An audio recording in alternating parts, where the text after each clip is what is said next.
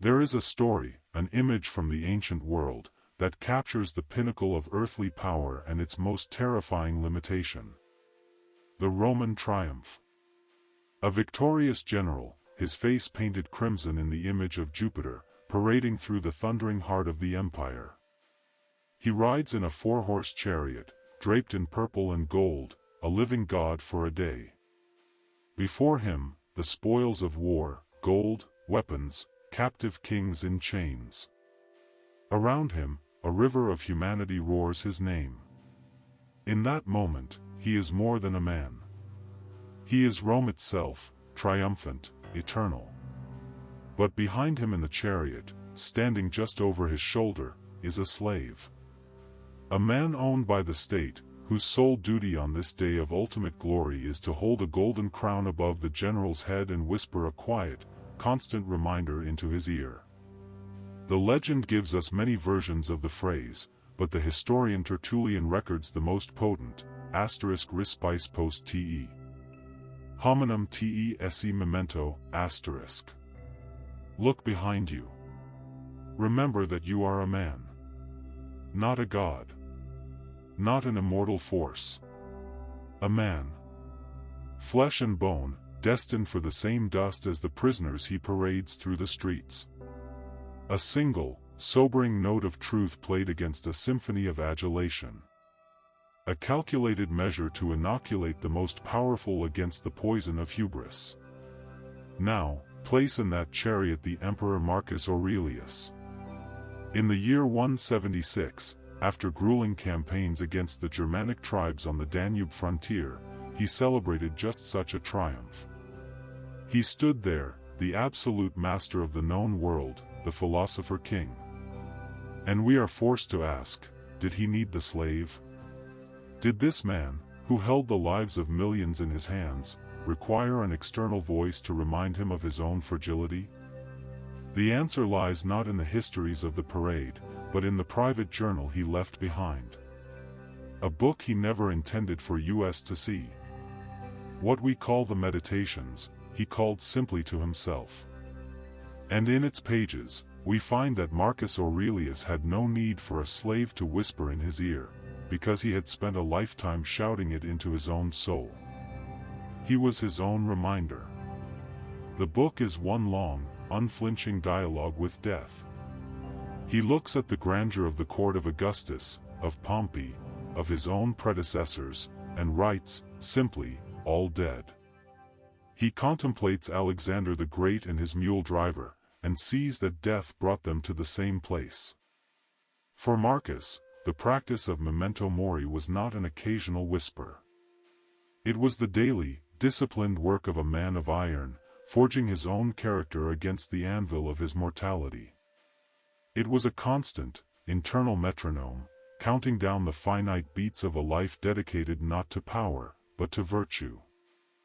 And the power he held was not a prize he had won, but a burden he had inherited. The man who would become the master of the Roman world, Marcus Aurelius, never sought the throne. He was a quiet boy, a student by nature, drawn to the shaded groves of philosophy, not the gilded, blood-soaked corridors of the Palatine. His grandfather saw the boy's sober character, nicknaming him Verissimus, the most truthful one. He loved his books, his tutors, and the quiet contemplation of the good. But the gears of empire had already begun to turn. The Emperor Hadrian, looking 2 successions ahead, chose him as a final link in a chain of command. The purple was not a prize to be seized, but a mantle to be accepted. A duty. This was not a man who schemed for a throne, this was a man for whom the throne was a sentence to a life he would not have chosen. When his adoptive father, the Emperor Antoninus Pius, died, the story is told that his last word to the tribune of the watch was equanimity. He then passed the imperial statuette into Marcus's room, and died. The scholar's life was over. The weight of the world descended at once. It was a reign defined not by peace and philosophy, but by crisis. War in the east, against the Parthians. Plague, carried home by his own victorious legions, which hollowed out the empire for 15 years, scything through cities and gutting the army. Economic collapse. And then war again, this time a long, brutal slog against the Germanic tribes along the Danube, a conflict that would consume the final decade of his life. This is the image we must hold of Marcus Aurelius. Not a serene philosopher reclining in a marble villa, but a man in his 50s, racked by chronic illness, writing his private thoughts by lamplight in a cold military tent on the frozen banks of a barbarian river. He was surrounded by death. The pestilence that had taken countless subjects, the German axes that took his legionaries, and the personal grief that took so many of his own children. He buried 8 of them before they reached adulthood. The empire demanded a commander. His body demanded rest. His heart demanded peace. Yet he was given none of it. It was from this crucible of relentless duty, grief, and physical hardship that the Meditations were forged. They were not an academic exercise. They were a lifeline. A tool for spiritual survival, built around one inescapable truth he confronted every single day: you are going to die. Everyone you love will die. This empire, this tent, this war, all of it is dust in waiting. He had to remember death, so that he could remember how to live. And this remembrance was not a choice. It was a necessity, forced upon him by the unspooling catastrophe of his reign. The world Marcus inherited was not the golden, sun-drenched Rome of marble and monuments. It was an empire under siege, from without and from within. First came the plague. Carried back by soldiers from the east, the pestilence, what we now call the Antonine Plague, tore through the known world. It was a specter that respected no rank, no border. It emptied barracks, silenced marketplaces, and turned villas into tombs. At its height, it is said to have claimed thousands of lives a day in the city of Rome alone. The air grew thick with the smoke of funeral pyres. This was not an abstract concept of mortality. This was death on a scale that threatened to break the very machinery of the state. It was a constant, foul-smelling reminder that the human body is fragile, temporary, and subject to the indifferent whims of nature. While the plague gnawed at the heart of the empire, or hammered at its edges.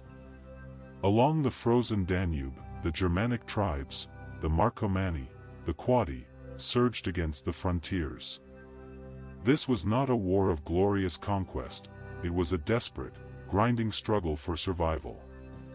Marcus, the philosopher who longed for the quiet of a library, spent more than a decade of his life in a military tent, bogged down in the mud and snow of the northern front.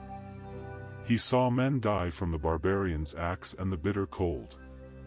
He felt the immense weight of an empire resting on his shoulders, its ramparts manned by legions thinned by disease. The enemy was at the gate. The treasury was empty, forcing Marcus to hold a public auction of the imperial jewels and palace furnishings to fund the war. And as the world he was sworn to protect fractured around him, his own world suffered the same blows. He watched his co-emperor and adoptive brother, Lucius Verus, succumb to illness. He buried children, at least 8 of his 13, many in their infancy. Each loss was another crack in the marble facade of the emperor, another intimate lesson in the fleeting nature of all we hold dear. This was the trial. A war on the frontiers. A plague in the cities. A hollowing out of his own home. Most men would have been broken by a single one of these burdens. Marcus faced them all, at once. And it was here, in a windswept camp by a dark river, surrounded by death and duty, that he picked up his pen. He wasn't writing a book for us. He was writing to himself, forging a tool for his own survival. The tool he reached for most often was not a map of the Dacian territories, nor a ledger of the imperial treasury. It was a principle, forged in the philosophical schools of Athens and hardened on the battlefields of the world. A simple, brutal, Latin phrase, memento mori. Remember you must die. This was not an invention of the Stoics. The idea is as old as the first man who buried his brother and saw the future in the dust. The story is told of the great Roman triumphs, when a victorious general would parade through the streets of Rome, hailed as a near deity by the roaring crowds. But behind him in the chariot stood a slave, tasked with a single, solemn duty, to whisper, again and again, amidst the adulation and the glory, *respice post te. Hominum te esse memento, look behind you. Remember that you are a man. It was a deliberate injection of reality into a moment of soaring pride. A reminder that even for the master of the world, the end is the same. The grave awaits the general and the slave alike. But the earlier world saw this as a check on hubris, a warning. The Stoics, and Marcus with them, transformed it into something more. For them, memento mori was not a source of fear, but of fuel. It wasn't a morbid obsession with the end, it was a radical prescription for living with purpose in the present. By keeping death in the front of your mind, you grant it the power to strip away the non-essential. The petty slights, the pointless anxieties, the desire for fame, the fear of criticism, all of it shrivels in the shadow of the inevitable. Death is a filter for the trivial. What survives that filter is what truly matters, your character. Your duty. The good you can do for your fellow man, right here, right now. The contemplation of your own mortality doesn't ask, what do I want to do before I die, as if it were a list of fleeting pleasures to be checked off. It asks a harder, more essential question, who will I choose to be, in the time I have left? For Marcus, writing in the dim light of his tent, surrounded by the scent of pine and mortality, this question was not an abstraction. It was the only question. It was the sharpening stone for his soul, grinding away the dull edges of vanity and despair until only the hard, clear blade of virtue remained. But this was not a surrender to darkness. It was a strategy for living in the light. The modern mind hears memento mori, remember you will die, and recoils. We see it as morbid, a dreary fixation on the inevitable end. Or worse, we mistake it for a license to indulge, to cast off responsibility in a frantic pursuit of pleasure before the curtain falls. Eat, drink, and be merry, for tomorrow we are dust. That is one response to the shadow of mortality. But it was not the Roman response. And it was certainly not the Stoic one. For Marcus, the thought of death was not a reason to abandon his post, it was the reason to hold it with unshakable resolve. It was not a call to nihilism, but a call to purpose. He lived in a world saturated with death. The Antonine plague scythed through the empire, claiming millions, possibly including his co-emperor, Lucius Verus. He buried at least 8 of his 13 children. On the cold banks of the Danube, he watched his legionaries fall, their lives extinguished in the mud and snow for a cause they might never fully understand. Death was not a philosophical concept. It was the air he breathed. And so he weaponized it. He took the universe's most fearsome truth and turned it into a tool for mental clarity. In his journal, he writes to himself, "Perform every act of your life as though it were the very last." This is not an instruction for melodrama. It is an instruction for focus. It demands that you answer an email not with haste, but with integrity. That you speak to your child not with distraction, but with presence. That you face a difficult task not with complaint, but with courage. Because this single, present act, if done with virtue, is a life lived well in miniature. It may be all you have. Make it worthy. It is the discipline of the legendary slave who, as the story is told, would ride in the chariot with a triumphant Roman general, whispering amidst the roar of the crowd, *ris spice post te. Hominum te esse memento star. Look behind you. Remember that you are a man. The slave's purpose was not to extinguish the general's joy, but to temper his pride, to remind him that even at the peak of glory, he was subject to the same fate as the lowest beggar. Marcus became his own slave, whispering that truth into his own ear. The thought of his death was the ultimate filter. Does this petty squabble matter? Does this insult have weight? Does this fear of other people's opinions serve my duty? Faced with the finality of the grave, the trivialities of the court and the anxieties of the ego are burned away like fog in the morning sun. What remains is the work, the obligation, the character you are forging in this precise moment.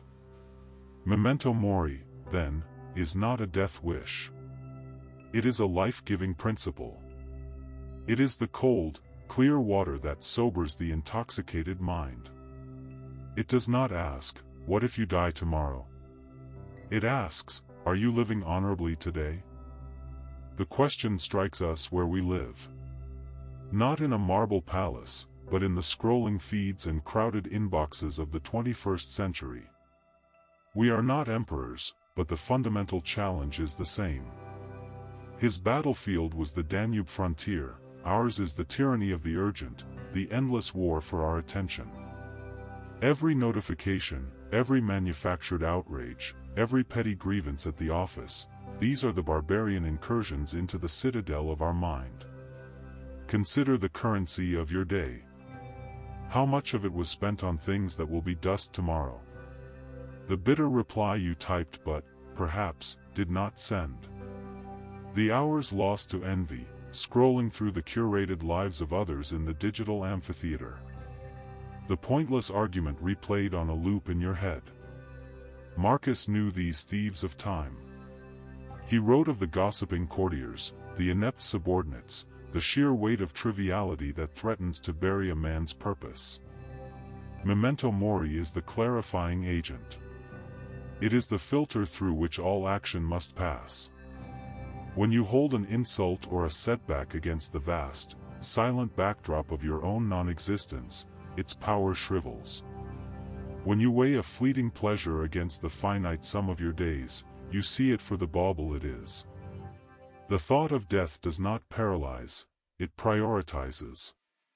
It forces the essential question for every task, every word, every impulse: is this worthy of a dying man's time?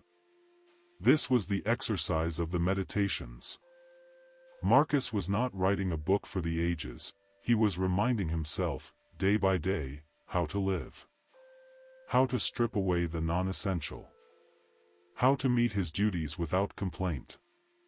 How to act, as he put it, like a Roman and a man. He was holding his own life up to the light, searching for impurities. Here, then, is the lesson for tonight. Before sleep claims you, find a moment of stillness. Take account. Not of your money, not of your followers, but of your hours. Look at the ledger of this one, unrepeatable day. To what did you give your focus? To what did you give your anger? To what did you give your peace? Be an honest auditor of your own soul. You do not need a throne or a battlefield to do this. You need only the courage to face the clock. This is the first step in reclaiming your life from the 1,000 little deaths of distraction.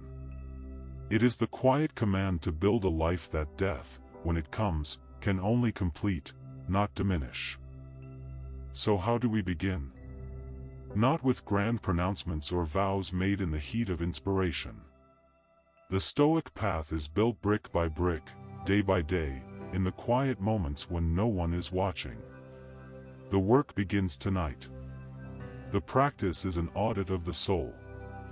Marcus performed his in the shivering pre-dawn light of a military campaign.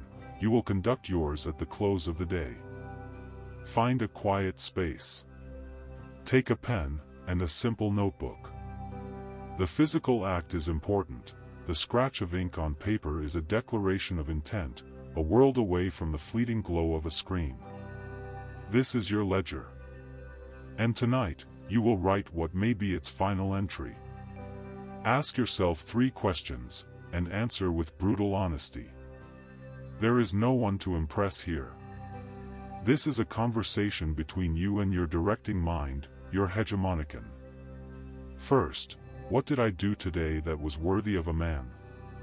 Not what was successful, or praised, or profitable. What was just? What was temperate? Where did I act with courage, or with wisdom?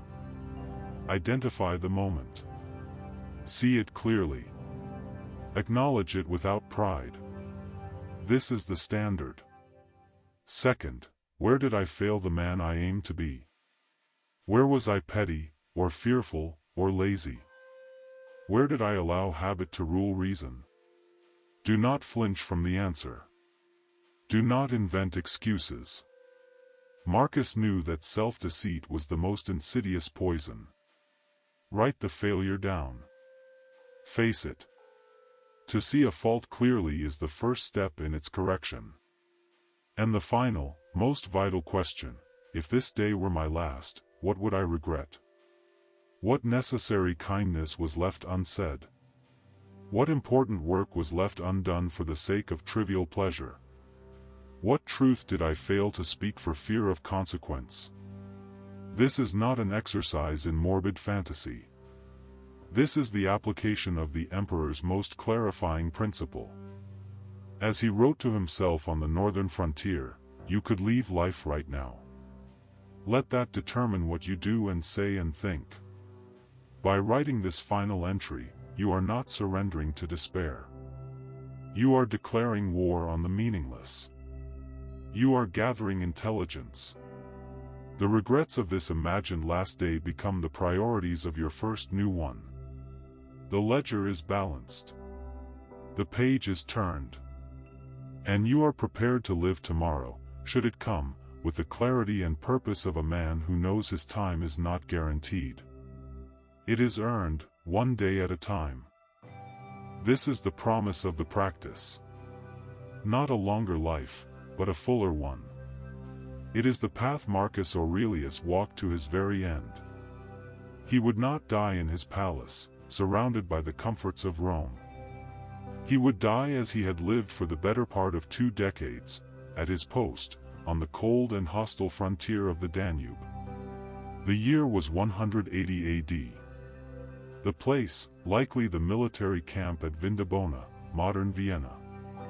Plague, the same Antonine plague that had shadowed his reign and claimed his co-emperor, had finally found him. History records that he faced it without flinching. For days, he took no food, no water. This was not a desperate act, but a final, willed acceptance of nature's course. His work was done. When his distraught friends gathered at his bedside, he did not ask for their tears. He gently rebuked them, asking why they wept for him, and not for the pestilence and the common lot of death that was all around them. His concern, even then, was for the health of the state, for the smooth succession of his son, Commodus, and for the Stoic principle that a man must play his part to the very end. His final words, as the story is told, were not for himself, but for the officer of his guard. "Go to the rising sun," he commanded, "for I am already setting." He had spent a lifetime meditating on this single moment. He had written, for his eyes only, that a man should depart from life as an olive falls when it is ripe, blessing the branch that held it and grateful to the tree that gave it life.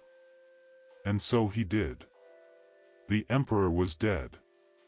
But the philosopher had given his final, and most profound, lesson. The meditations he left behind were the private training. His death was the public demonstration. The ledger was balanced. The page was turned. We are not emperors. We do not command legions on a barbarian frontier. But the frontier is always there.